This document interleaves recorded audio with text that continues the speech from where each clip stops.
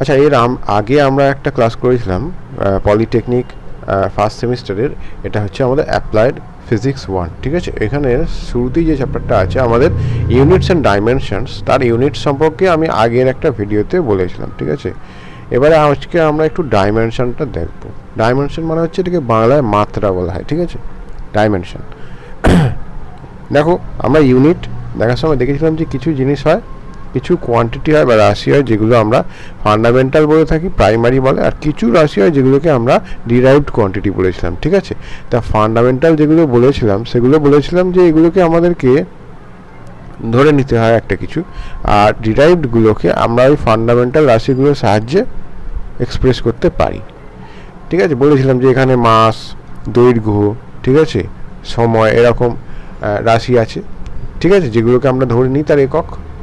এবং এখানে যেমন গতিবেগ, বল বা ফোর্স, ঠিক আছে, এই সব জিনিসগুলো আমরা এদের সাহায্যে প্রকাশ করি, দেখিয়েছিলাম। এবারে দেখো ডাইমেনশনটা কি। ডাইমেনশনটা হলো যে এই যে এরকম আমরা রাশিগুলোর ইউনিট ধরে নিচ্ছিলাম, তাহলে ইউনিটগুলো ফান্ডামেন্টাল ইউনিট হচ্ছে, তেমন রাশিগুলোকে আমরা যদি এক্সপ্রেস করি কিছু একটা দিয়ে, এই রাশিগুলো হয়তো ভরকে একটা কিছু দিয়ে এক্সপ্রেস করলাম, টাইমকে একটা কিছু দিয়ে এক্সপ্রেস করলাম, তাহলে সেই যে এক্সপ্রেশনটা সেটাকেই আমরা ওই রাশিটার ডাইমেনশন বা মাত্রা বলবো, ঠিক আছে। তো এরকম ফান্ডামেন্টাল যে রাশিগুলো আছে, ঠিক আছে, মূল রাশি বলে বাংলায়, সেরকম 7টা কোয়ান্টিটি আছে, ঠিক আছে। এটা এক্সামে দেয় 7টা কোয়ান্টিটি কী কী দেখো। একটা সবার আগে যেটা, সেটা হচ্ছে ভর বা মাস। এর ডাইমেনশনকে আমরা লিখি ক্যাপিটাল এম দিয়ে, মাত্রা, মাসের মাত্রা এম, মানে মাসকে কোয়ান্টিটিতে ফিজিক্যালি এখানে মানে যে আমরা প্রকাশ করি সেটা ক্যাপিটাল এম দিয়ে করি। দ্বিতীয় যেটা, সেটা হচ্ছে দৈর্ঘ্য, ঠিক আছে, লেন্থ, যে কোনো প্রকারের লেন্থ হতে পারে, মানে লেন্থ মানে শুধু যে দৈর্ঘ্য তা নয়, প্রস্থ, উচ্চতা, সবগুলোই আমরা লেন্থ হিসাবেই ভাবছি, যেটাকে আমরা দৈর্ঘ্য হিসেবে মাপি, ওটাকে ক্যাপিটাল এল দিয়ে দেখানো হয়। এবারে দেখো সময় বা টাইম, এটাকে আমরা ক্যাপিটাল টি দিয়ে মাপি, ঠিক আছে। এরপরে আমরা দেখো 3টে হলো। এরপরে আমরা যেটা টেম্পারেচার, ঠিক আছে, কোনো বস্তুর উষ্ণতা, তাপমাত্রা, সেটাকে আমরা মাপি হচ্ছে কি বলতো, টি তো এখানে দিয়ে ফেলেছে, তো আমরা এখানে একটা থিটা দিয়ে মাপি, ঠিক আছে, থিটা, অ্যাকচুয়ালি এটাকে ক্যাপিটাল থিটা বলে, ঠিক আছে। আচ্ছা, এরপরে আমরা 1টা 2টো 3টে 4টে 5টা, এইবারে আমরা দেখো একটা আমরা লুমিনাসিটি বলে একটা জিনিস হয়, ঠিক আছে, যেটাকে আমরা বাংলায় বলে দীপন প্রাবল্য, ওটা হচ্ছে লুমিনাসিটি। সেটা মানে হচ্ছে কোনো একটা বস্তু কতটা বেশি উজ্জ্বল, ঠিক আছে, হয়তো সেটা আলো দিচ্ছে, তার যে আলো দেওয়ার যে যেটাকে আমরা মাপি সেটাকে আমরা লুমিনাসিটি বলি, ঠিক আছে, বাংলায় দীপন প্রাবল্য বলে। ওটাকে আমরা জিএ দিয়ে প্রকাশ করি, ঠিক আছে। এটা খুব কম ইউজ হয়, এটা আমাদের নেই বললেই চলে এখন সিলেবাসে, কিন্তু এটা আমাদের ধরতে হয়। আচ্ছা, আরেকটা আমাদের কি, আরেকটা হচ্ছে আমাদেরকে যেটা ধরতে হয় সেটা হচ্ছে কোনো পদার্থ বা কোনো বস্তু, পদার্থের যে পরিমাণ, অ্যামাউন্ট, ঠিক আছে, পদার্থের পরিমাণ, সেটা আমরা মোল বলতে পারা যেতে পারে, ঠিক আছে, মোল। আমরা পরে পড়বো, কেমিস্ট্রিতেও আছে, কোনো পরমাণু বা অণু আছে একটা সিস্টেমে, সেখানে সেটাকে মাপা হয় মোলের হিসাবে, ঠিক আছে, মোলের ইউনিটে মাপা হয়। তো সেই মোলকে আমরা ক্যাপিটাল এন দিয়ে প্রকাশ করি। কতগুলো হলো? 1 2 3 4 5 6। এবারে আমাদের যেটা একটা রিমেনিং জিনিস থেকে যাচ্ছে সেইটা দেখো, এসআই সিস্টেমে একরকম হয়, অন্য আরেকটা সিস্টেম আছে যাতে অন্যরকম হয়, ঠিক আছে। গসিয়ান বলে আরেকটা সিস্টেম, আমি বলেছিলাম যে সিজিএস আর এসআই এই দুই রকমের আমাদের কি হয়, ইউনিট সিস্টেম হয়। সিজিএসে মেন যে 3টে জিনিস, মাস, লেন্থ আর টাইম, তাদেরকে সেন্টিমিটার, গ্রাম আর সেকেন্ডে ধরা হয়। আর এসআই সিস্টেমে এইগুলো একটু বড় ইউনিটে ধরা হয়, মাসটা কেজিতে ধরা হয়, লেন্থটা মিটারে ধরা হয়, টাইমটা সেই সেকেন্ডে একই থাকে, ঠিক আছে, এটা আমি বলেছিলাম। তো এই এসআই সিস্টেমের জন্যই আমাদেরকে দেয়, ঠিক আছে। এসআই সিস্টেম সিজিএসও বলতে পারো, সিজিএসও হয়, তা এসআই সিস্টেমের জন্যই আমাদের বেশি কোশ্চেন আসে। দেখো, এসআই সিস্টেমে আরেকটা যে ফান্ডামেন্টাল ডাইমেনশন বা ফান্ডামেন্টাল কোয়ান্টিটি হয় সেটা হচ্ছে কারেন্ট বা ইলেকট্রিসিটি, কারেন্ট বা ইলেকট্রিসিটি, ঠিক আছে। কারেন্ট অনেক রকমের হয়, এটা কিন্তু ইলেকট্রিক কারেন্ট, ইলেকট্রনের ফ্লোয়ের জন্য যে কারেন্ট সেটাকে কারেন্ট ইলেকট্রিসিটি বলে, ক্যাপিটাল আই দিয়ে ডাইমেনশন দেখানো হয়।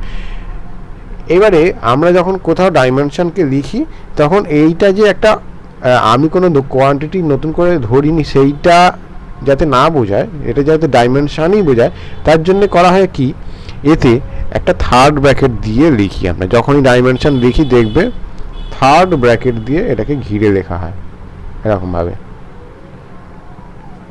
এইভাবে প্রত্যেকটা ডাইমেনশন আমরা যখন লিখবো এরকম থার্ড ব্র্যাকেট দিয়ে ঘিরে লিখবো, ঠিক আছে। এই নিচের এই ড্যাশটা কিছু না, এটা জাস্ট আমি গোনার জন্য দিয়েছি। ওকে, তাহলে এই 7টা আমরা মেন ফান্ডামেন্টাল রাশির ডাইমেনশন আমরা পেলাম। এবারে দেখো ডাইমেনশনটা আমাদের কি কারণে দরকার। দেখো আমরা যখন একটা ডিরাইভড কোয়ান্টিটিকে ওই প্রাইমারি কোয়ান্টিটি বা ফান্ডামেন্টাল কোয়ান্টিটি দিয়ে এক্সপ্রেস করি, ধরো বেগ বা ভেলোসিটি, সেই ভেলোসিটিটা আমরা কি দেখেছিলাম আগের ক্লাসে, যে কতটা ডিস্টেন্স গেছে একটা নির্দিষ্ট টাইমে, তাহলে সেই টাইম দিয়ে ভাগ করলে আমরা বেগ পাই। তো যথারীতি এটার এসআইতে যদি আমি একক মনে করি তাহলে মিটার পার সেকেন্ড হয়, এই যে এটা মিটার হয়ে যাবে, এটা সেকেন্ড হয়ে যাবে, তাহলে মিটার পার সেকেন্ড একক এটা। তাহলে এই যে জিনিসটা আমি প্রকাশ করলাম, ঠিক আছে, এই প্রকাশটা ডাইমেনশন দিয়ে আমরা যদি করি তাহলে সেটা অনেক সহজ হয়ে যায়।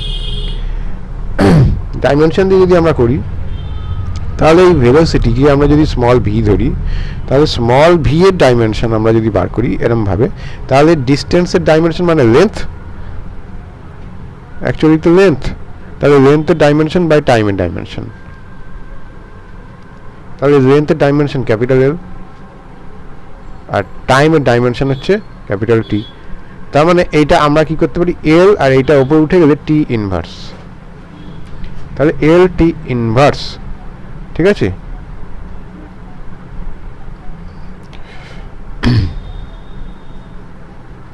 ঠিক আছে, এই হচ্ছে আমরা ভেলোসিটির ডাইমেনশন পেলাম। কি লাভ হলো, দেখো আমরা এই ডাইমেনশনটুকু দেখলেই বুঝতে পারবো যে এই কোয়ান্টিটিটা অ্যাকচুয়ালি বাকি ফান্ডামেন্টাল কোয়ান্টিটিগুলোর উপর কীভাবে নির্ভর করছে, ঠিক আছে। আমরা যেটা একক থেকেও পারছি, কিন্তু অ্যাকচুয়ালি আমরা ডাইমেনশন থেকেই এককটা আমরা বুঝছি মনে মনে, তাই তো।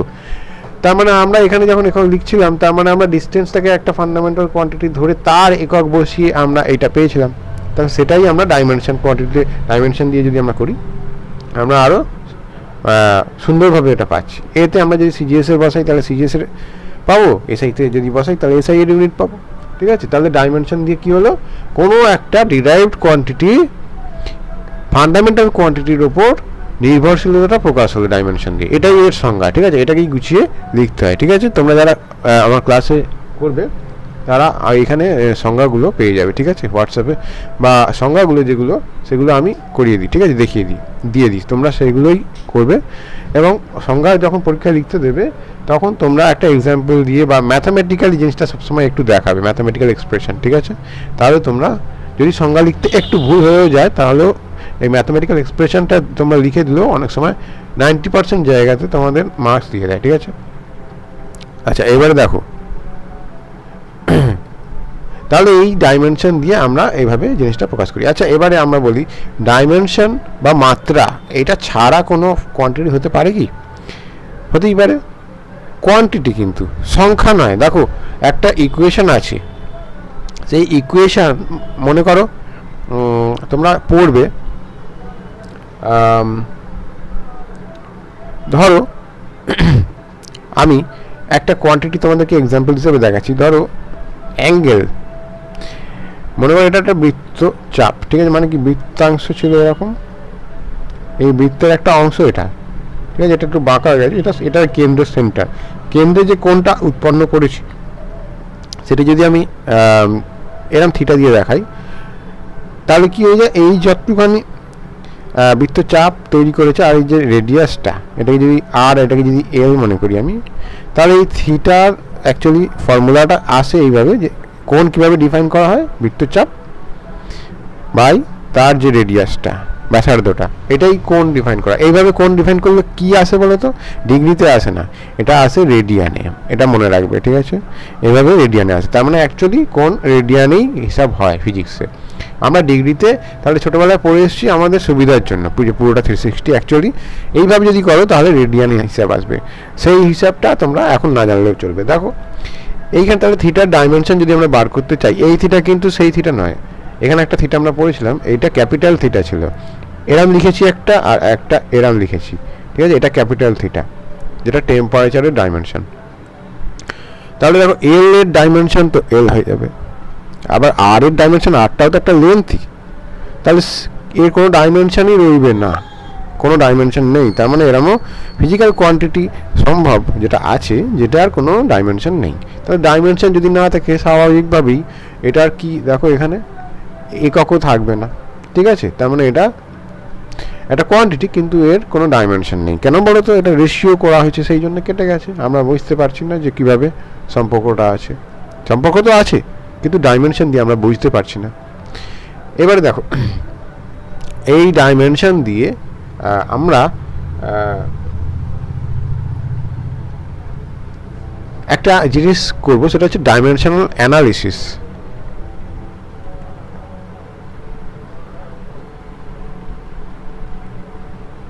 কি এটা? একটা ইকুয়েশন আছে ধরো, সেই ইকুয়েশনটা যদি কোনো ফিজিক্স থেকে আসে বা যে কোনো যদি ভ্যালিড হয়ে থাকে, সেটা যদি ঠিক হয়ে থাকে, কোনো কারেক্ট ইকুয়েশনের দুই পক্ষে মানে ইকুয়েশনের এই সাইডে আর এই সাইডে ডাইমেনশন যে আমি যদি ক্যালকুলেট করি তাহলে সেম ডাইমেনশন বেরোবে। কেন বলো তো, লেফট সাইডে আমি দিয়েছি আলু আর রাইট সাইডে আমি দিয়েছি পেঁয়াজ, তো সেই দুটোকে আমি কিভাবে ইকুয়েট করব? কোনো মানে হয়? কোনো মানে হয় না। তার মানে দুটো জিনিস যখন ইকুয়াল হয়েছে তখন তার সব কিছু ইকুয়াল হবে, তার ডাইমেনশন ইকুয়াল হবে, এবং ডাইমেনশন ইকুয়াল হওয়ার জন্য আলটিমেটলি যে দুটো কোয়ান্টিটি ডান দিকে আর বাঁ দিকে তৈরি হয়েছে তাদের এককও সেম হবে। এটাকে বলা হয় প্রিন্সিপাল অফ ডাইমেনশনাল হোমোজিনিটি।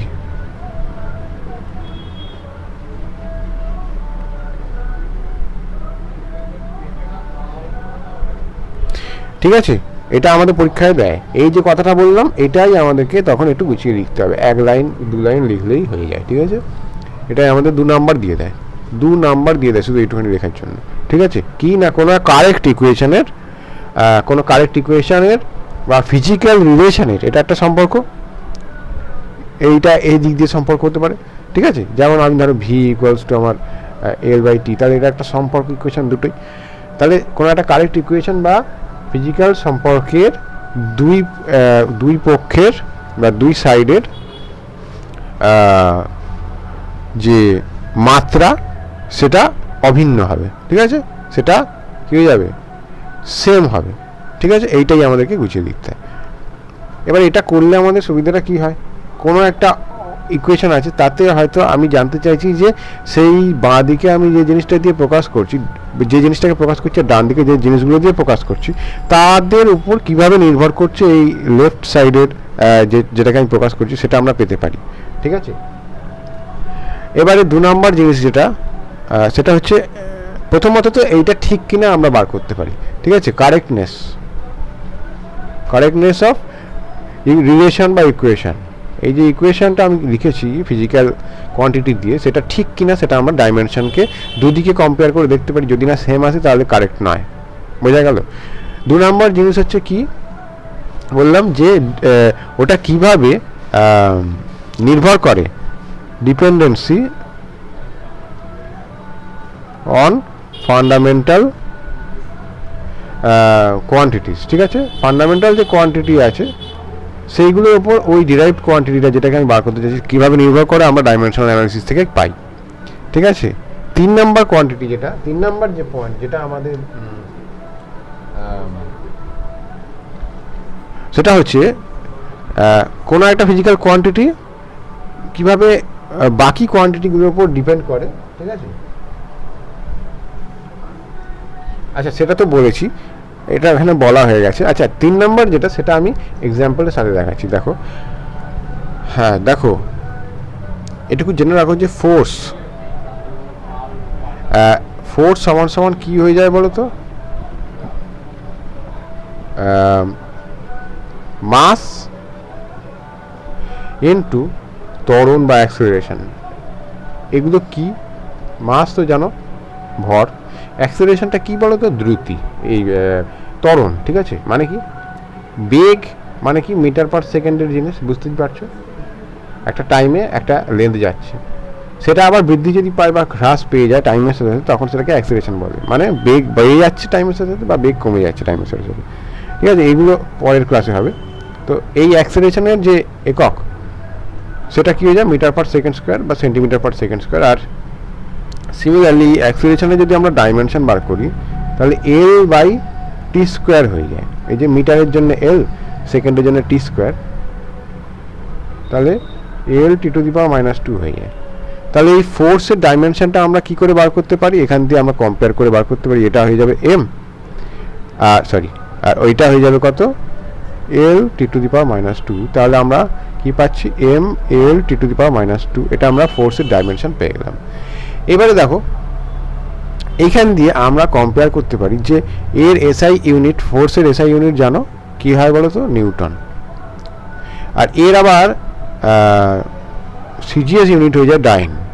সিজিএসটা একটু ছোট ইউনিট হয়, এটা বড় ইউনিট হয়। এদের মধ্যে সম্পর্ক আমরা বার করতে পারি কি করে? দেখো আমি একটুখানি দেখাচ্ছি।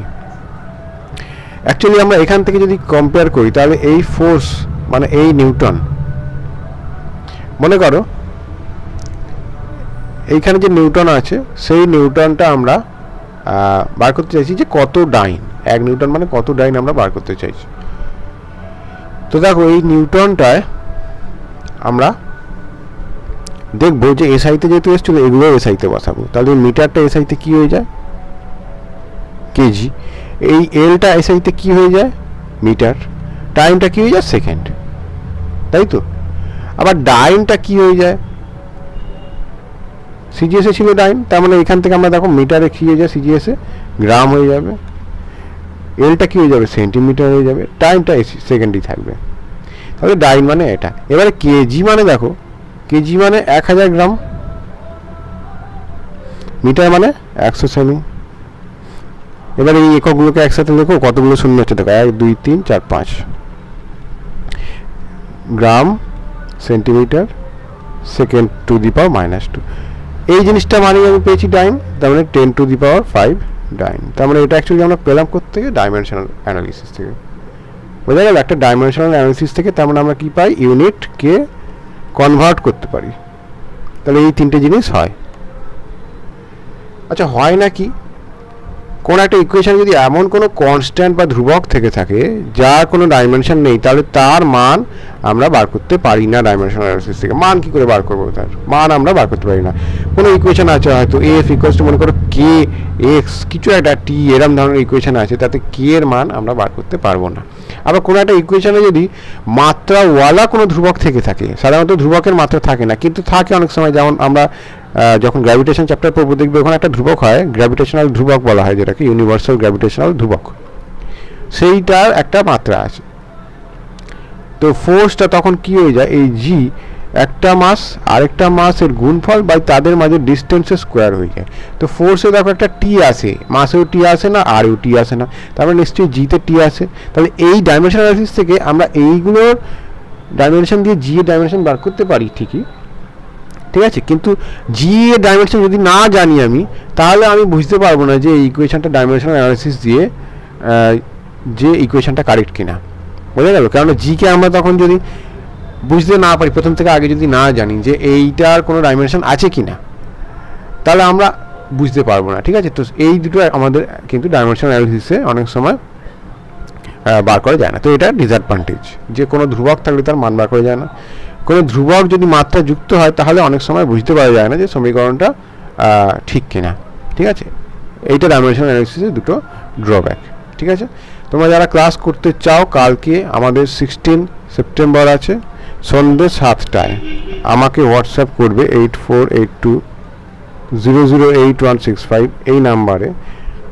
আমি তোমাদেরকে লিঙ্ক দিয়ে দেবো, লাস্ট চ্যানেলে ভিডিও আছে, দেখবে, ফ্রি ক্লাস আছে ওই দিন সবার জন্যে, ঠিক আছে? তোমরা এখানে দেখতে পারো, আমি গুগল মিটে বা জুমের হোয়াইট বোর্ডে আমি তোমাদেরকে করাবো, এবং সেটা হোয়াটসঅ্যাপে একটা কমন গ্রুপ করে তোমাদেরকে সেখানে ডাউট ডিসকাশন সব কিছু আলোচনা করে দেবো, কীভাবে ক্লাস হবে না হবে ঠিক আছে, অনলাইনে ক্লাস করার জন্য। ঠিক আছে, চলো আমি তোমাদেরকে অ্যাপ্লাইড ফিজিক্স এবং ম্যাথামেটিক্স দুটোই কিন্তু করাতে পারি, তোমরা যেটা ইচ্ছা সেটা করতে পারো, এই দুটো সাবজেক্ট। ঠিক আছে, চলো।